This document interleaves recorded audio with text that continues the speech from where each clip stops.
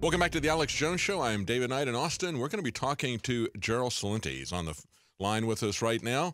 Gerald Celente, of course, is the author of TrendsJournal, and you can find that at TrendsResearch.com. He's a forecaster, publisher of TrendsJournal, business consultant, author who makes predictions about the global financial markets. And, of course, he had a very interesting prediction. That's why we wanted to have him on several years ago about what's going on right now with Saudi Arabia and Yemeni. He predicted that, quote, cross-border fighting between Saudi Arabia and Yemeni rebels is precisely the type of conflict that could destabilize the world's oil markets. Should the fighting intensify, the Saudis risk an attack on their oil facilities, which could curtail supplies, drive prices higher, and seriously damage the already imperiled world economy. So joining us now is Gerald Celente. Welcome, Gerald.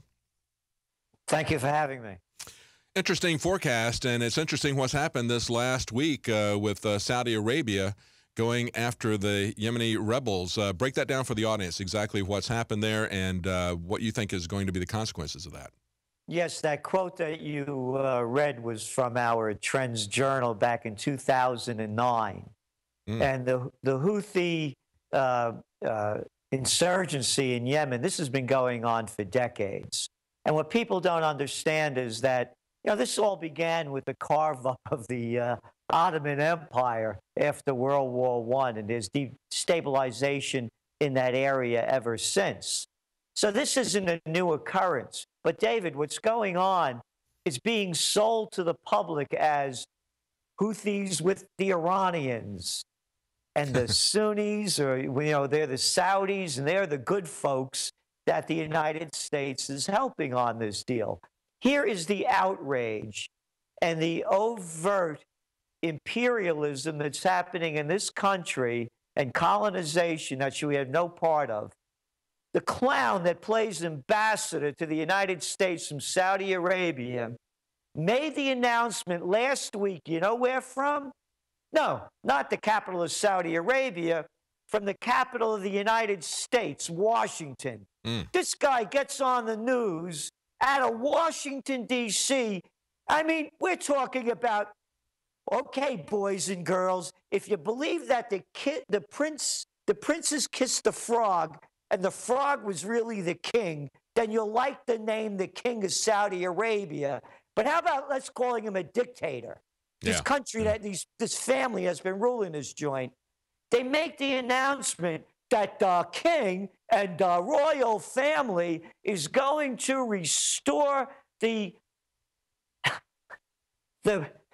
guy Hadi, who the United States and Saudi Arabia propped up there in Yemen as the new dictator following the old dictator. They call it, quote, the legitimate government. Now, let's get this straight. Saudi Arabia is one country, Yemen's another country. Who is Saudi Arabia to say what should be going on in Yemen? So you can see what's going on here. And again, this was done from the United States. It's a disgrace that they let this clown address out from the Washington, D.C., that Saudi Arabia is going to restore the legitimate government of Yemen. What, are they going to do it in between beheading people? What, did they behead about 34 already this year?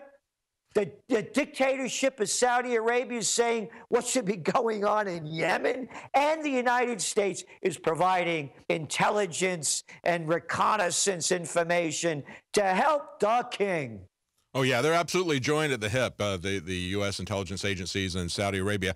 I thought it was interesting, Glenn Greenwald, I'll paraphrase him here, but in terms of this announcement, as you pointed out, the amazing announcement that they announced that they're invading into Yemen, not from the capital of Saudi Arabia, but from Washington. And Glenn Greenwald said, you're pretty far into an empire when they start a new war and it isn't even newsworthy. They don't even pick this information up throughout most of the news cycle press. No, and then look what else is going on.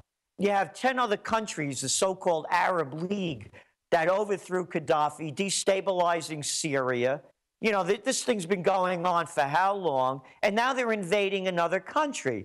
And people don't have any idea of the history of this. I want to read to you two quotes to put this into context, because the prostitute media, or as Alex Jones called them, the media whores, and I'm 100% behind them, they're media whores. They're no more than lowlifes that suck up, bow down to pass out the information that's given to them so they could serve their corporate whores, their corporate whore masters. And the Washington Johns. This is from the former American ambassador to Yemen. All right, so now here's a guy that you would expect to toe the line. His name is Stephen Seche, S-E-C-H-E. And he said that the Houthis had rarely defined their struggles in Yemen in sectarian terms, and that their ties to Iran had been overstated by Gulf nations. Quote, the Saudis and the Sunnis have made this a sectarian issue, he said. This military campaign is the Sunni world saying to Iran, get out of our backyard. As he's saying here, there is no connection. To further make the non-connection between Iran and the Houthis, this is from Philip Hammond, the British Foreign Secretary. He said last Friday, the Houthis are not Iranian proxies. So, you're hearing it right from the top, but they're selling it as that so we could easily hate them because Iranians bad, them Saudis are good. I mean, after all, you saw our president bow down and kiss the Saudis' ring. You saw all of these past Secretary of States go over and salute the new king. You'd think that everybody would be going there to kiss the ring of the beheader-in-chief if their major export was broccoli. The immorality of this is disgusting. Yeah, it's amazing that, we've seen these beheading videos from ISIS. Many of them look very staged. But there are real beheadings going on in Saudi Arabia constantly. They've beheaded far more people than ISIS or ISIL ever have. And yet there are hard and fast allies. I think it's also interesting, Gerald, that nobody in America and the general public, they look at this as some monolithic Muslim state, and they have no idea of the differences and the infighting that's going on with these different factions within Islam, between the Sunnis, the Shias, the Wahhabists. They have no idea what's behind that. They have no idea about the geopolitical alliances that are being made with the U.S., with Saudi Arabia. They're just going with whatever they're told on Fox News. Fox News and all the rest. Mm-hmm. I mean, you read every one of these articles, and it's Iranian-backed Houthis. Yeah. And it's the furthest thing from the truth. This thing has been going on now for decades. The revolution really began to break out in the 1960s. And you've had this guy who left Salah. He was dictator-in-chief from 1990 to 2011. So this thing's been going on for a long time. And by the way, back in the 60s, Egypt tried to invade Yemen. Now, remember, this is the poorest country in the area. These Saudis are bombing the place. They're bombing mud huts. They've killed over, I think it's about 120 people already. And it's civilians. So when the Saudis tried to do it, they call it, the Egyptians, when they tried to invade back in the 60s, they called it the Egyptian Vietnam. Egypt lost about 26,000 men. Mm-hmm, mm-hmm. And back when I wrote that piece in the TrendsJournal that you quoted from, you already saw the Saudis try to invade that area of northern Yemen where it borders the Saudi border, and they lost about 140 men. The Saudis did. So now here's the blowback, David, that no one's talking about. As they used to say in the Bronx, payback's a bitch. You're blowing up this joint. You have several million Yemenis living in Saudi Arabia. All of a sudden, you're going to start seeing what they're going to call terrorist attacks in Saudi Arabia. So all of a sudden they start blowing up oil fields or blowing up the kings, people, and you're going to see this thing really start to expand. Yeah, and we've that's already what they're seen. not talking about. We've already seen a lot of the American drone strikes done by Obama into Yemen, haven't we? Yes, and again, that's the reason why, another reason why they hate us. Mm-hmm. But hey, Obama, I mean, it's all against international law. There is no international law. Hey, where's the United Nations on this deal? What if all of a sudden the Secretary General has lockjaw? You got 10 countries invading a sovereign nation who's done nothing to those other countries, and there's no outrage? All they can keep talking about is this, this German airliner that went down. Mm-hmm. But all these other people being slaughtered and an attack by foreign nations into another nation, that's not making the news in an area that has become totally destabilized with the war in Iraq, the war in Libya, the war in Syria, now in Yemen. In Egypt, by the way, they're getting re-involved in this as well. The dictatorship, the new president, I forgot. It was a military coup, but we're not allowed to say that because so we could keep giving them our money, although that's against the law in the United States. They're involved in this now as well. Yeah, I want to continue this as we come back from the break. As you pointed out, this was Egypt's Vietnam. The question is, will it be another Vietnam for America? Will America get pulled into this conflict along with Saudi Arabia, our close ally? Stay with us. We'll be talking to Gerald Celente of Trends Research. Welcome back to the Alex Jones Show. I'm David Knight, and we're talking to Gerald Celente, publisher of TrendsJournal, TrendsResearch.com. We've been talking about the situation in Yemen, and of course, the United States government has been there for quite some time with an assassination campaign. And as part of that, we've had a massive number of civilian casualties, innocent people dying. Of course, in Pentagon speak, we have a disposition matrix that caused collateral damage. I guess that's just the way we would dismiss all of this pain and suffering that we're causing.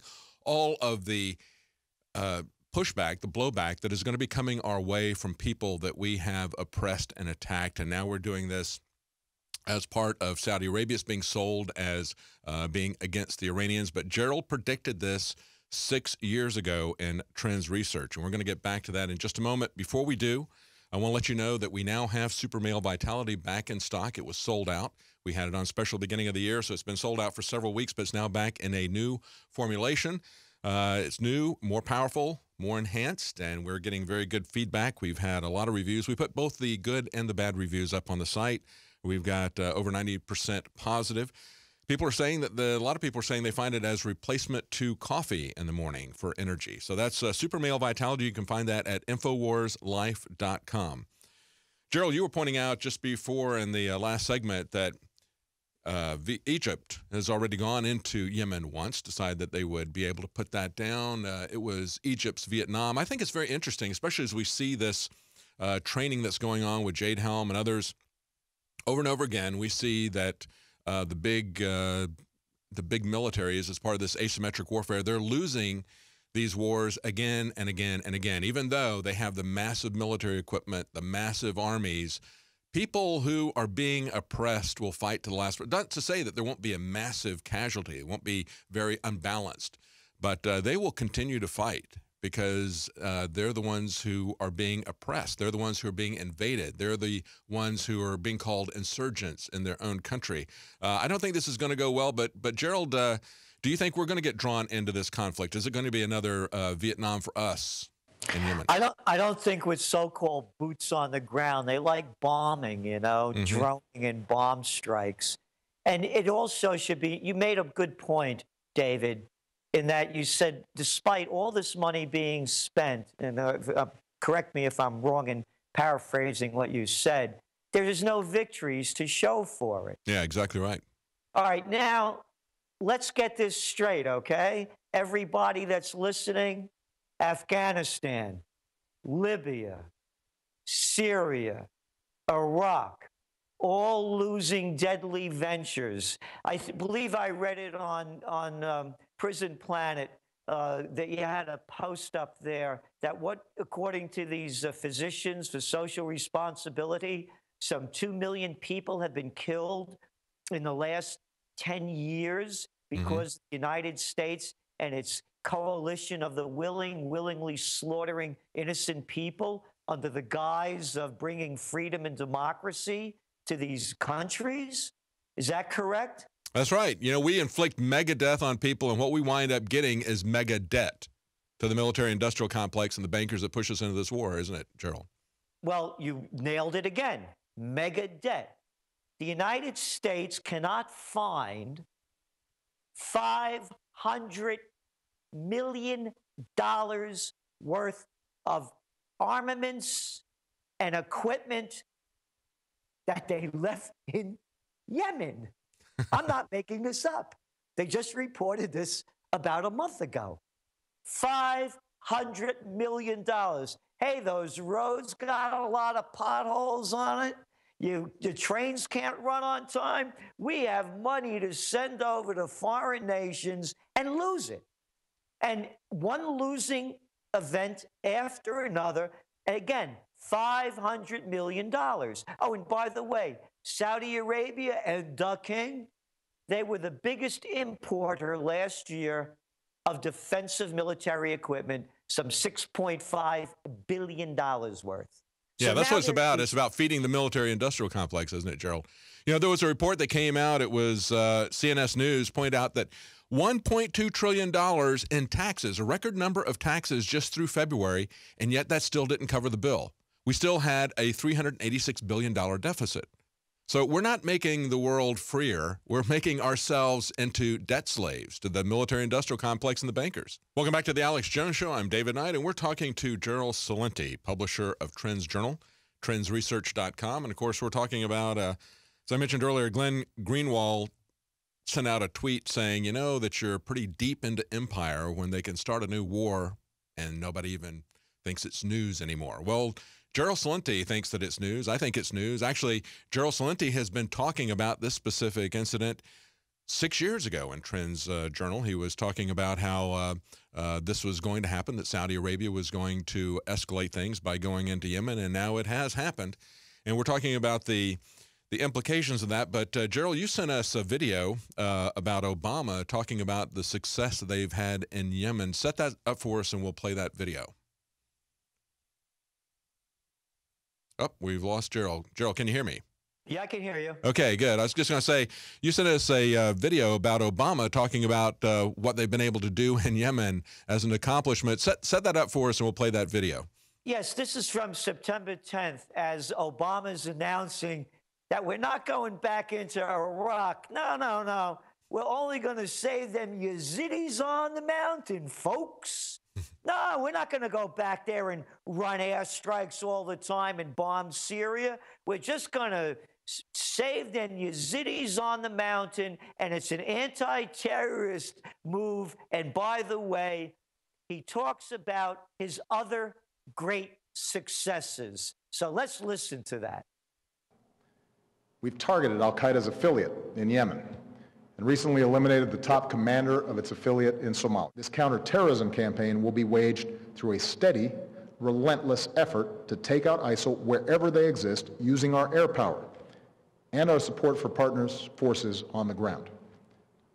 This strategy of taking out terrorists who threaten us while supporting partners on the front lines is one that we have successfully pursued in Yemen and Somalia for years, and it is consistent with the approach I outlined earlier this year: to use force against anyone who threatens America's core interests, but to mobilize partners wherever possible to address broader challenges to international order.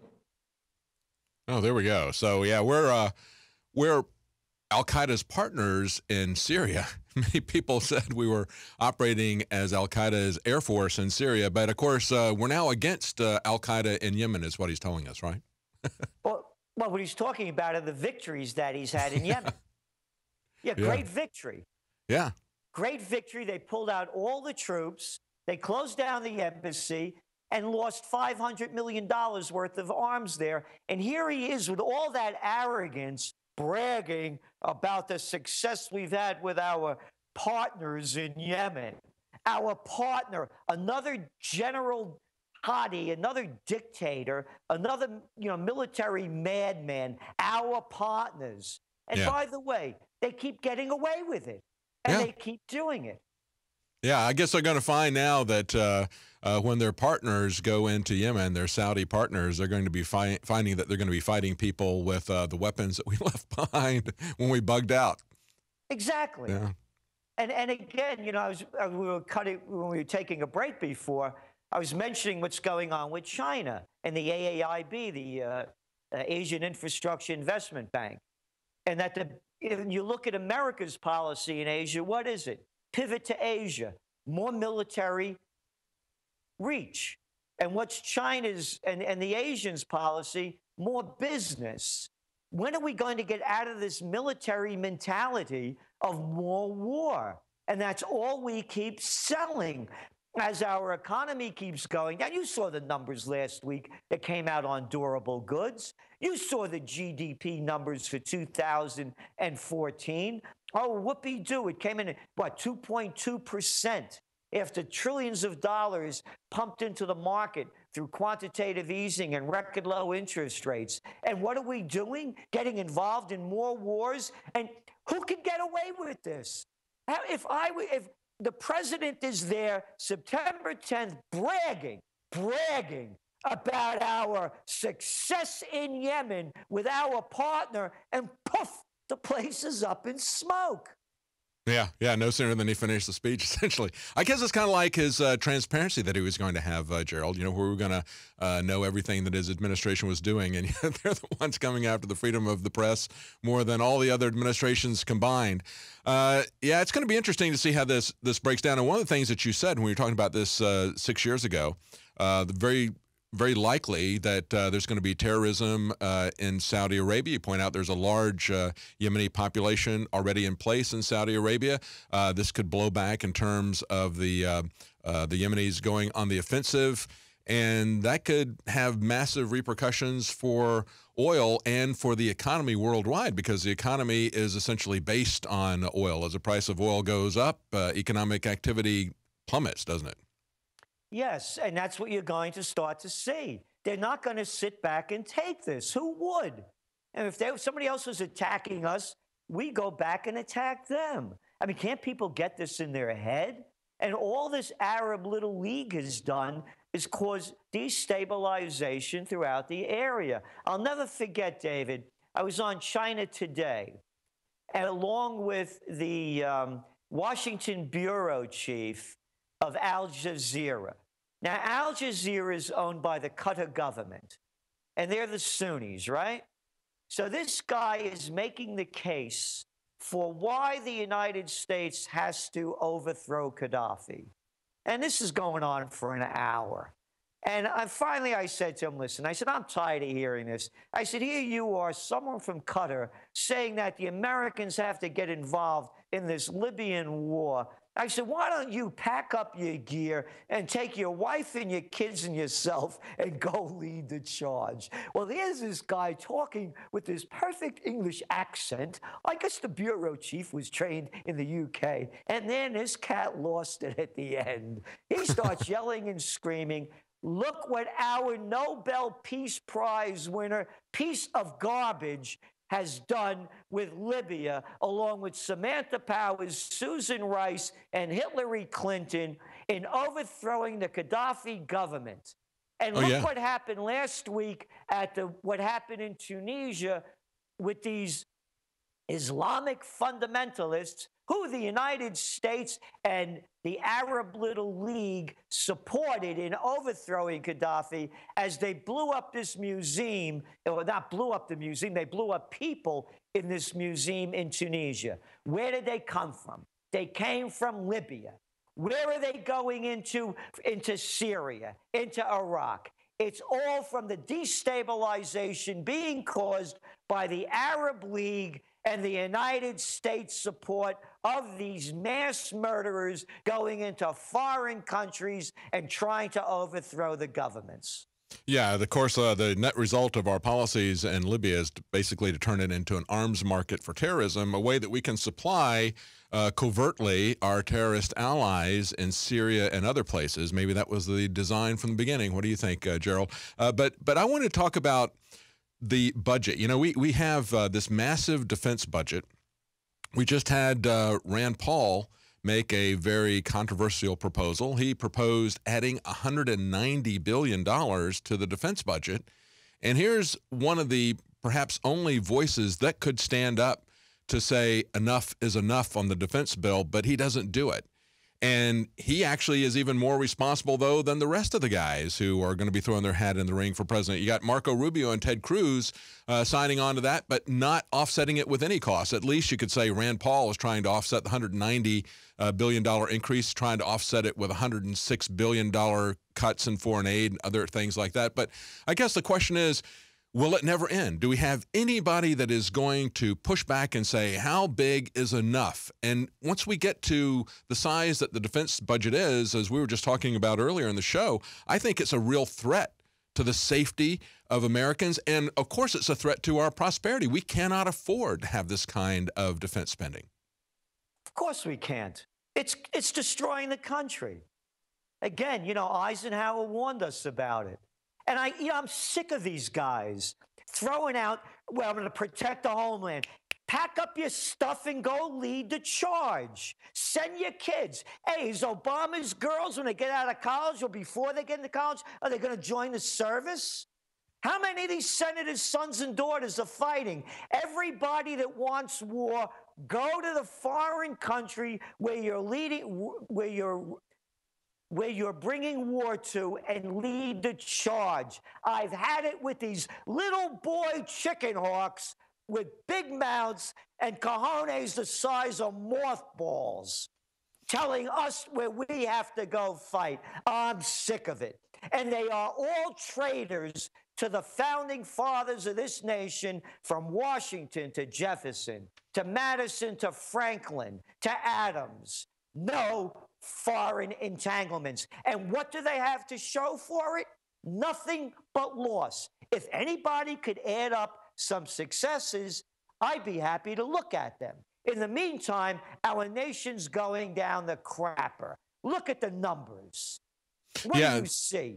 It's pretty amazing when you look at this increase, Gerald. This is more than most nations of the world have in a total defense budget. Way more than most of them have. It's way more than probably about 40% of the countries have in terms of a gross domestic product, this $190 billion increase. It's absolutely insane. As you pointed out, the founders knew this was going to destroy the country.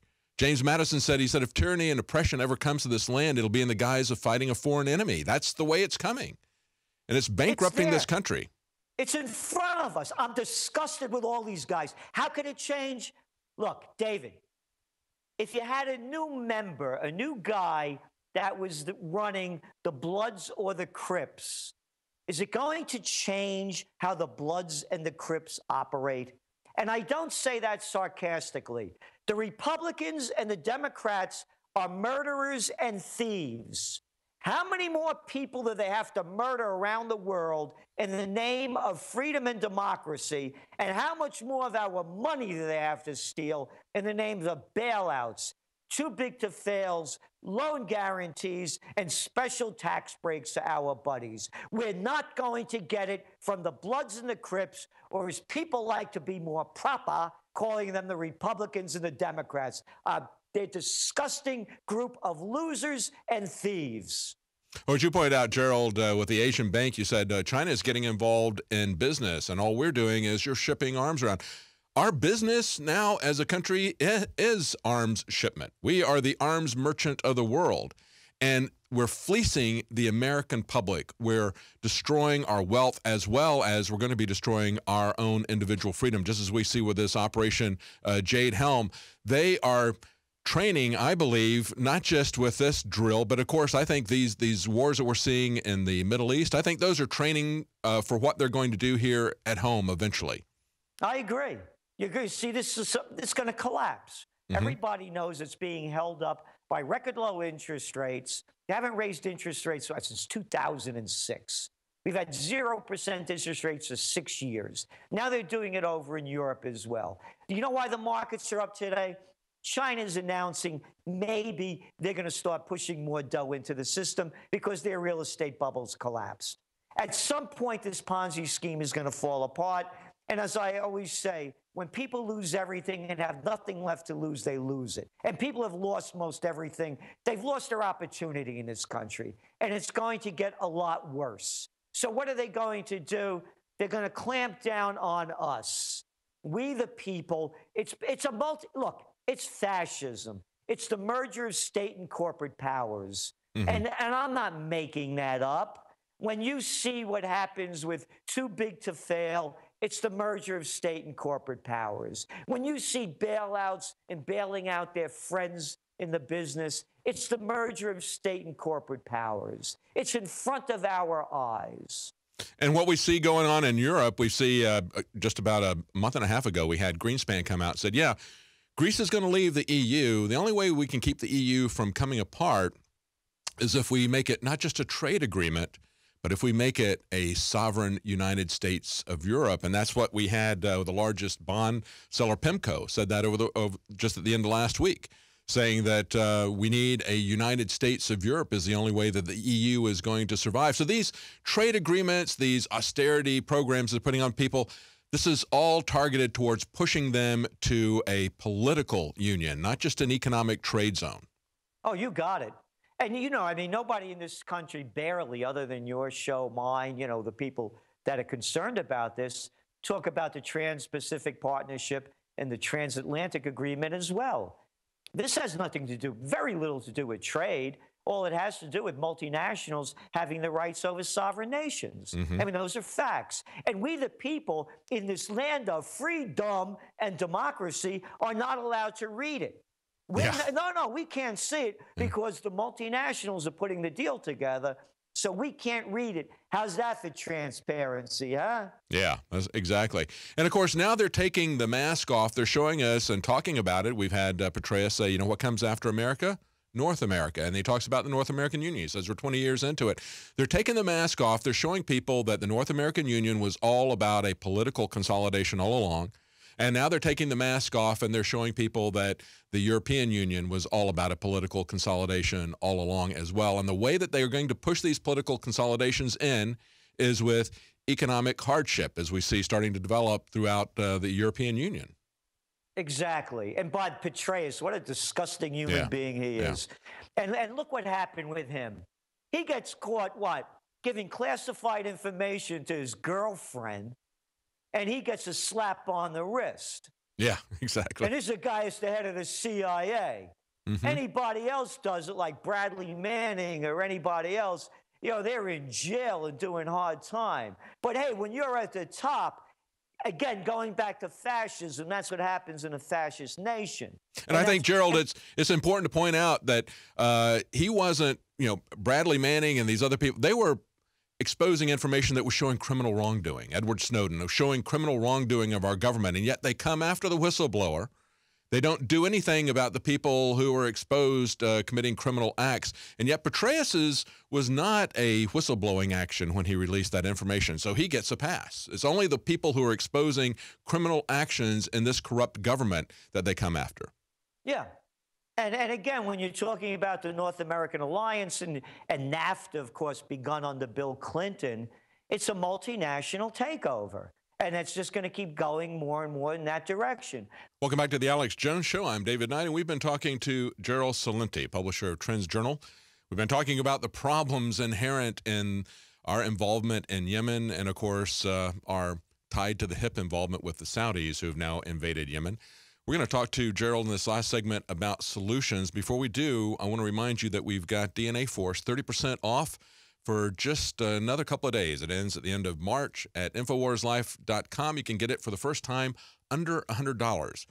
Why is it such a high-priced nutraceutical? Well, because it's got very high-quality, rare ingredients in it, like BioPQQ, backed by over 175 published clinical studies, as well as other things that help your mitochondrial health, like resveratrol, the active healthy ingredient in red wine. And, of course, the way that it does this is protecting your DNA. Many scientists have talked about how telomeres are the little end caps on the end of your DNA strings, kind of like the caps on the end of your shoestrings. When those disappear or get very short, your DNA starts to essentially unravel, starts to come apart. The way that you keep that from happening is by having healthy mitochondrial cells. And one of the ways that you do that is to fight the toxins, give the nutrients to those cells that allow them to protect the DNA, the telomeres to get longer, to protect that DNA strand, to keep it from unraveling like a shoestring without a tip. So you can find that right now, 30% off DNA Force at InfoWarsLife.com. Gerald, tell us about solutions. What can we do about this? I mean, you talk about how bad the military-industrial complex is, the government that just continues to grow unchecked, even the people who are portraying themselves as fiscally conservative, they want to grow up by $190 billion. What is the solution to all of this? Well, I think it's honoring thy founding fathers and going back to what this country was based upon. And I know that people say, oh, there were a lot of terrible things. I know. None of us are perfect. This was the land of opportunity, and it was the envy of the world for a lot of the great things that happened here. So in the basis of that, no foreign entanglements, close all the bases overseas, seal the borders. We got enough. 316 million people, high unemployment rates, low income because of all the cheap labor coming in. And I've been writing about this since 1985. You know, the numbers are all there. The more cheap labor that comes in, the lower the standard of living. And these trade agreements that are not trade agreements at all, they're available so that the multinationals could exploit slave labor overseas and bring the product over here and sell it to us. So number one, bring the troops home, no foreign entanglements. Use these troops to seal the border. Take that money that's being wasted in blowing up the world and rebuild America. Look at our infrastructure. It's a joke. You go to Asia, you go to Europe, and you come back. When I fly back into JFK, oh my God, I can't believe it. What a disgrace. You know, they're going down the parkway, litter everywhere, a beat-up terminal. So let's rebuild America. Number two, put the laws back in place that leveled the playing field. Absolutely. We're out of time, Gerald Celente, and it's unfortunate we no longer have mom and pops. Thank you for joining us. Gerald Celente, TrendsResearch.com. Welcome back to the Alex Jones Show. I'm David Knight, and we've been talking to Gerald Celente, and we got to the top of the hour and had to take a break, but Gerald has graciously consented to continue because we wanted to hear what his solutions were. He was on a roll talking about the way we roll this back. We spent most of the hour talking about the problems. We need to hear about the solutions. Go ahead, Gerald. I wanted you to pick up from where you left off. Yes, and putting these laws back in place so that we all have a shot at it and the multinationals don't own everything. You look at the stock market today, the rise. You know why it's going up? Because of all the merger and acquisition activity going on. That's right. That's all this has become. 50% of all the stock rise since they started quantitative easing back in 2009 has come from companies buying back their stock and M&A activity that is now beyond 2007 levels. So the third part of it is a self-sustaining economy. We are one of the richest nations in the world with our mind and our natural resources. You think we can make our own shoes, our own shirts, our own slacks? No. What we have to do is we have to offshore it so the multinationals could export the labor to slave labor markets and bring it back. We need to be a self-sustaining economy. Everything is in place except one thing, and that is we're being run and ruled by a bunch of low-life politicians. How can any self-respecting person look up to a little Lindsey Graham, a John Insane McCain, or out-of-a-mind Pelosi? Glad you're going, Reid, and a slimy Chuck Schumer. Name them, line them up, little Marco Rubio, Teddy Cruz, and now we just saw Rand Paul, as you pointed out, all of a sudden he was against increasing the defense budget, and now he's increasing it. He was against foreign aid, and now he changed it. Oh, we'll give it to Israel. I don't want my money going anywhere other than the United States. The solutions are there, David, but they don't want to do it because all the, what they used to call bribes and payoffs, they put a white shoe boy name on it. They call it campaign contributions. Look at the dough that Hillary Clinton's gotten from foreign countries around the world. Look where the money's coming in from Jebby Bush. It's a sellout. Absolutely, yeah. And it's not going to change because they've got so much power and so much money because they can just print the money that it's become a massive black hole for corruption. I mean, this thing just keeps accelerating. It's like we've passed the event horizon and we're going in. I don't see how we stop this kind of corruption, this kind of power. I think that's the problem. There's just too much power in Washington. I think we've got to cut it off at the state level. What do you think, Gerald? Well, absolutely. And that's why, again, we need a new third party. It's not even a two-party system anymore. It's a two-family system. I mean, that's true. That's true. I got to see another Bush and Clinton. I mean, my God, how could this happen? And where's the outrage? Where is the outrage? Where's the courage of the people? Where's the fighting back? And I don't mean physical. I mean intellectual. How could we let this happen? So, having said all that, I think 2016 is the perfect year for really something positive to happen. And I really believe this is the time for a third party more than any time I've ever seen in my life. Yeah, absolutely. As you point out, we got one party and we got two families. That's really the political system we have at the top. But I think that there's some action. There's real fights going on over our rights in the state legislatures. Fights to push back civil asset forfeiture, fights to keep us with informed consent. I think really that's where the fight's going to be. Thank you so much, Gerald Celente, TrendsResearch.com, and the publisher of TrendsJournal. Thank you so much for your insights, Gerald. Thank you. We'll be right back, and we're going to be taking your calls in the next hour. 800-259-9231.